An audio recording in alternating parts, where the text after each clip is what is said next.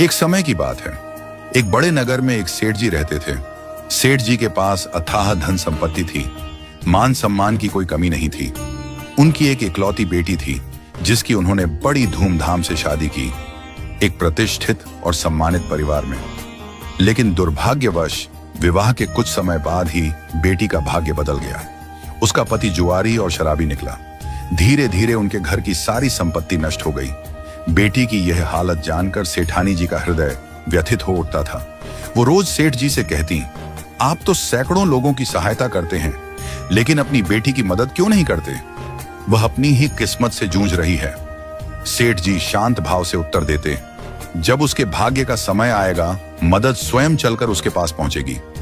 एक दिन सेठ जी किसी कार्यवश नगर से बाहर गए हुए थे। उसी दिन संयोग से उनका दामाद उनके घर आ पहुंचा। सेठानी जी ने उसका आदर सत्कार किया। मन में सोचा, अब तो यही सही मौका है बेटी की कुछ सहायता करने का। उन्होंने एक उपाय निकाला। मोतीचूर के लड्डू बनवाए और उनमें छिपा कर रख दी सोने की अशर्फियां। जब दामाद विदा होने लगा तो सेठानी जी ने प्रेमपूर्वक उसे 5 किलो शुद्ध घी के मोतीचूर के लड्डू उपहार में दे दिए। उनके मन में संतोष था, चलो बेटी की मदद किसी न किसी रूप में हो ही जाएगी।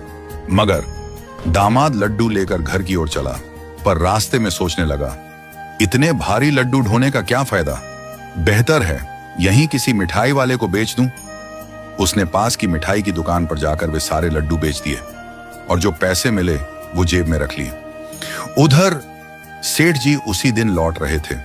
रास्ते में मिठाई की दुकान पर रुके और लिए कुछ मोतीचूर के लड्डू खरीद ली। संयोगवश वही लड्डू सेठ जी को मिल गए जो कुछ ही समय पहले दामाद बेचकर गया था। सेठ जी लड्डू लेकर घर पहुंचे और हंसते हुए बोले, देखो भाग्यवान, आज मैं तुम्हारे लिए बाजार से ताजे लड्डू लाया हूं। सेठानी जी ने जैसे ही पैकेट देखा, उनकी आंखें हैरानी से फैल गईं। उन्होंने एक लड्डू तोड़कर देखा और भीतर से वही सोने की अशर्फियां निकली जो उन्होंने अपने दामाद के लिए रखी थी। वो माथा पकड़कर बैठ गईं। सेठ जी को रोते रोते सारा वृत्तांत सुनाया।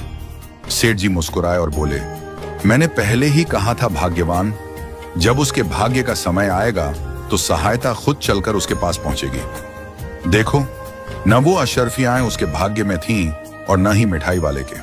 इसलिए कहते हैं, भाग्य से ज्यादा और समय से पहले किसी को कुछ नहीं मिलता। इस कहानी से हमें क्या सीख मिलती है? जीवन में जो कुछ भी हमें मिलता है वह भाग्य और समय के अनुसार ही आता है। कभी कभी हम किसी की मदद करना चाहते हैं, लेकिन अगर उसका समय नहीं आया तो वह मदद उस तक नहीं पहुंचती।